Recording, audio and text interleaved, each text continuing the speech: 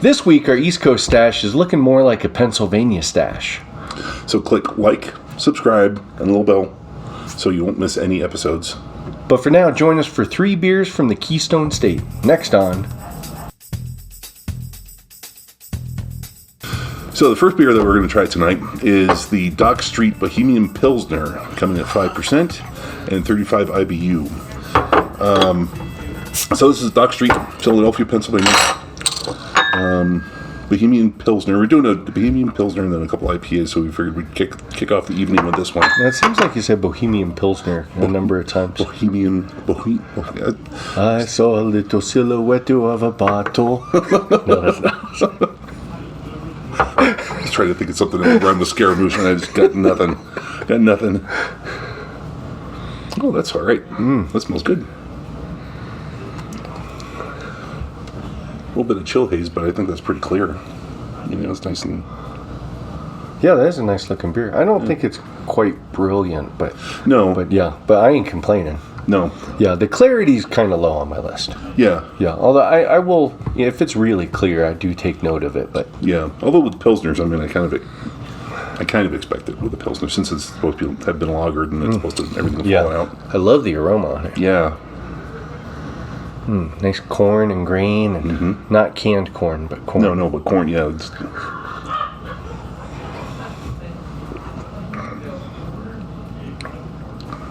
Oh, they nailed it.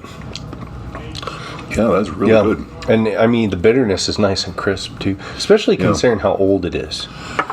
Yeah, because it's been sitting around, as we made mention several times, they've been sitting around for a bit. But I've been trying to be a good caretaker of them, so. Yeah. But still time. But yeah, that's just the way it is. As a wise podiatrist said, time wounds all heals.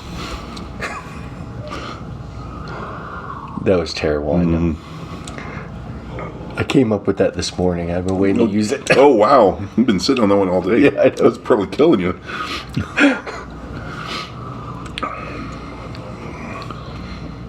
Boy, that's really good. That is very nice. I'm going to have to look for some other stuff by them. Yeah, I think Dock Street's pretty widely distributed, I think. I don't know why they have a picture of a sailor lady on there for Bohemian Pilsner, but I mean, she is on a dock. So I assume there's a street nearby. So what are you trying to say about this? Dock Street Brewing. Okay, all right. I didn't say she was walking. I thought you were implying something about her virtue. So every time I looked at that bottle, I would confuse it with dry dock. Oh, yeah. Especially as soon as the nautical I theme. can see that, yeah. And I was like, dry. Why did they get something from dry dock? And, nope, totally different brewery. Totally different. So, yeah, that's okay. Yeah, I like that. Just crisp enough. No. I wish I had pulled them out of the fridge. So were we going to go with the double IPA next or just the regular IPA? So I think we should do... The double. That's the IPA. That's the IPA. Nice. Yep. So this is Vulpulin IPA from Sly Fox. From Sly Fox in Pottstown, Pennsylvania. Now, that's the same thing as Pottsville, right? It is not.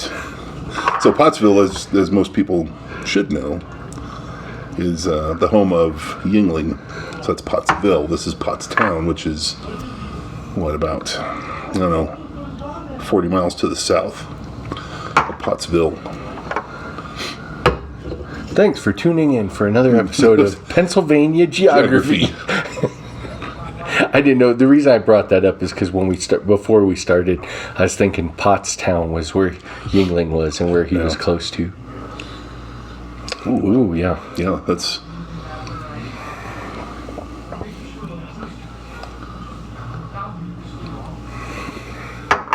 It smells delicious.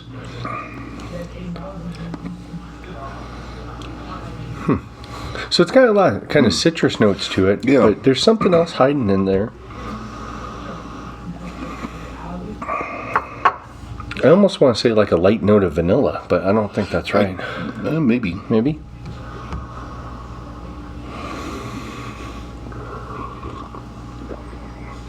You can see why you'd say that. Because it's not a rind it's not a really sharp bitterness. Yeah. It's more mellow bitterness. Yeah, the bitterness is really well rounded and mellow.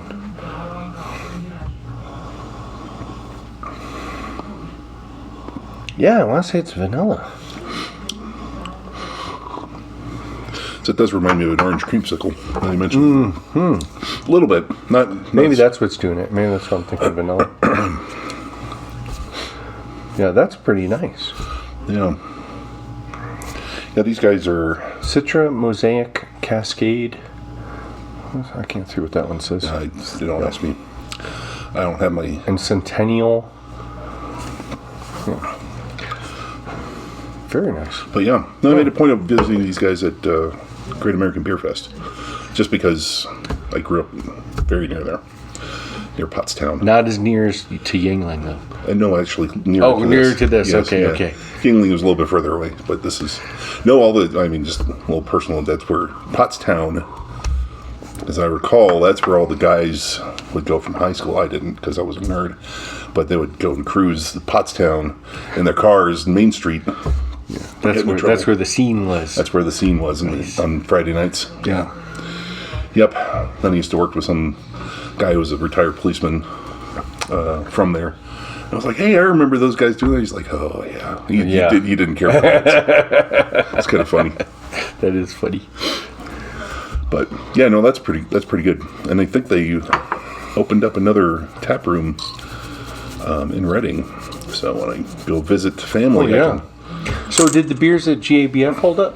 Were they really good? Yeah, they were. Okay. Yeah. So they just know what they're doing. Yeah, they're just a good brewery, I think. Okay, yeah, good. I think they're just on the ball.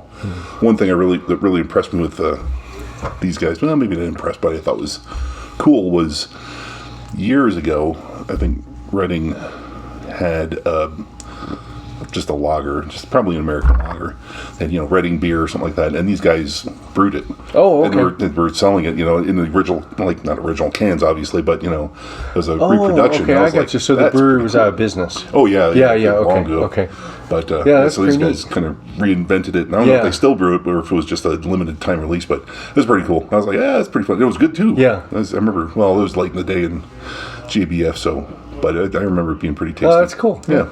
I think James on Basic Brewing Radio was interviewing a guy who had a brewery, and he had two things interesting. One was he had the world's best root beer. He developed a recipe for his nephew, and then they fine-tuned it, and they entered it into some competition that won gold. Wow. And then the other things, he had a father or some relative or someone that loved a beer from a long time ago, and the brewery was out of business. Yeah. And he found an old recipe or something he could kind of figure out, and then hammered it out till it was the exact replica. Oh wow! I was like, that's pretty wild. That's impressive. Yeah. To do that, holy moly! So, I'll have to see if I can dig that episode. I probably can't. There's so many Basic Brewing Radio episodes. Yeah. Oh, they've been doing it for so long. Yeah. Oh my gosh! And keep going, James, please. Oh yeah, no kidding. Don't stop. So, what's our third beer? Store-bought is fine. Store-bought is fine, yeah. From Stickman Brews in Royersford, Pennsylvania, which is just outside of Philly, I guess. Ooh, that one wants to come out. Oh, yeah. So the double IPA. Whoa! 6%, 60 IBU. I don't... Oh, excuse me, no, this is 8%. Unknown IBU. The Vulpulin was at 6%, 60. I gotta say, just from the taste of that foam, it's got a really unique hop flavor to it.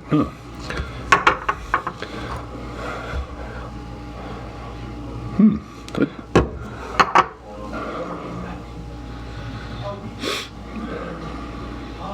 Gotta wait till I can spin it up a little bit. Yeah, right, that's pretty foamy. Yeah. Oh, let me put that back there. So why is it store-bought is fine? I don't know. So I went to their website to try to get a little bit of information. It is lacking. So it seems like they have a lot. I almost got the impression that these guys were kind of one of those places where they're a restaurant brewery, and they focused as much, if not more, on their food menu as they did on the beer, which is fine. It is what it is. Yeah. Excuse me, but it looks like they had several iterations of the store-bought is fine. So they had nice. Orange Creamsicle, and double dry hopped and that type of thing. But no information about it, just pictures, which I thought was a little strange. Yeah, that's strange. Yeah, obviously there's not much info on the can. Yeah. Nope. I mean, it reminds me of the old generic products. I think that was the idea. Yeah. For sure. Yeah. I know. Do they still do that? I remember seeing those years ago, and I really wanted to try it. Just because, like, wow, what does it taste like? And I never did buy any. I haven't seen any. Oh, store bought is fine? Just, no, beer.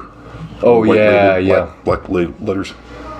We talked about grabbing one of the Costco Kirkland branded 12 packs and see what they taste like. I would still like to do that. Yeah. Well, we should. Yeah. I'd be okay with that. I think a brewery in California actually brews some. Yeah, So. I can't remember which one off the top of my head. No, there is no recovery on I don't know what to make of this. I don't either. I don't know if I have enough in my glass to really get anything coming out of it, but It's a lot sweeter than an IPA, I think, should be. And, like, not multi-sweet, but, like, adjunct sweet. yeah. And there's a flavor at the end that I can't put my finger on that doesn't seem like it should be there. Yeah.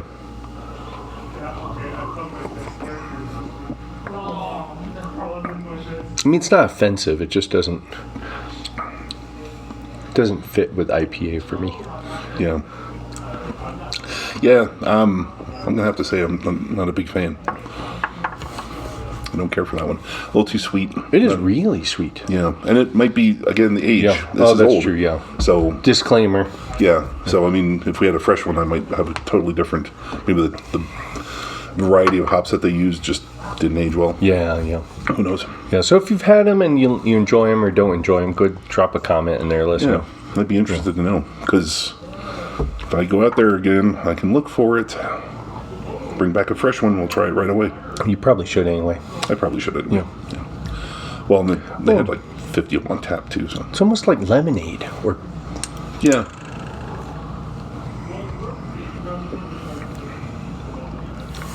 yeah, I don't know what that is. I'm getting orange, but a sweet orange.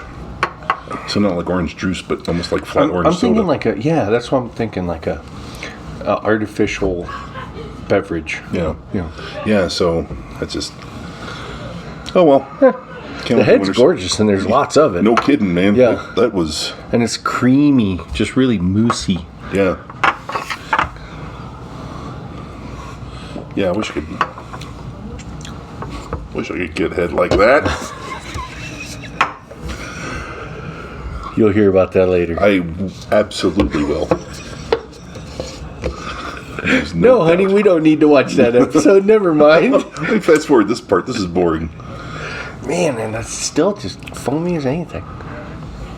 I wonder if there's something else in there and it kind of had a little secondary fermentation in there. Oh, that could be. Yeah. I mean, I didn't notice the can being pressurized or nothing, but... Well, not any more than normal.